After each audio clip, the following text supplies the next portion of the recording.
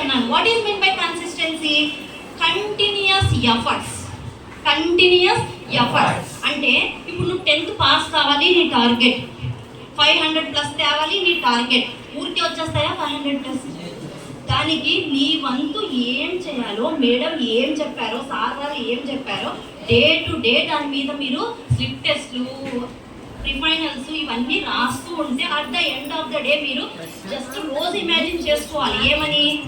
Hall tickets వచ్చేసాయి, నేను 10th exam public రాయబోతున్నాను, నాకు 560 590 వచ్చేసాయి.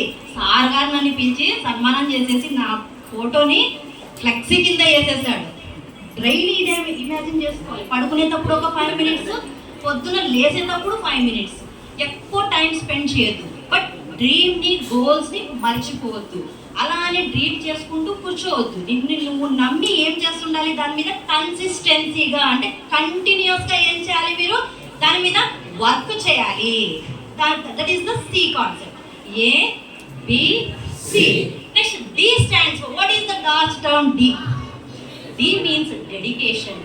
ఏదైనా ఒక కన్సిస్టెంట్గా చేయాలంటే మనలో డెడికేషన్ ఉండాలి. What is mean by dedication? Dedication అంటే ఏంటి? ఓజీ సినిమా ఫస్ట్ రోజు తీసుకుపోయి టికెట్ రిలీజ్ కాగానే చూడడం డెడికేషనా? కదా.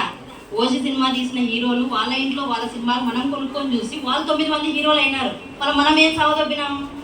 రీల్స్ పోతానే దుబ్బు దుబ్బు మనం చేసే పని. మన డేటా బొక్క, మన సినిమా ఛార్జెస్ మనది బొక్క, వాళ్ళ పాప్కార్న్కి ఒక 200 బొక్క. ఇన్ని బొక్కలు వేసుకొని ఎవరిని పోషిస్తున్నాము? At the end of the day ఎవరికి బెనిఫిట్ వచ్చింది? మనకేమన్నా వచ్చిందా? డైలీ మనం ఏం చెప్పాము? మన గురించి మనము ఎంత ఆలోచించుకుంటున్నాము. మన మదర్ గురించి వద్దు, ఫాదర్ గురించి వద్దు, ఫస్ట్ నీ గురించి నువ్వు ఆలోచించుకుంటున్నావా? How many of you talking to your selfs? They are the purest people actually. ఎవరైనా బెగ్గర్స్ ఎవరైనా ఉన్నారు ఇండియాలో అంటే ఎవరు అంటే నీచులు, నికృష్టులు ఎవరంటే తన గురించి తాను ఆలోచించుకొని వాడు ఎవరైతే ఉన్నాడో వాడే అసలైన నిరుపేద వ్యక్తి. అట్లయితే ఇప్పుడు అందరు నిరుపేద వ్యక్తులేనా? వ్యక్తులే. ఇప్పటి నుంచైనా మనం ఏమవుదాము? రిచ్ పీపుల్ అవుదాం. ఎలా రిచ్ పీపుల్ అవుదాం? మనల గురించి మనము ఆలోచించుకుంటూ రిచ్ పీపుల్ అవుదాం.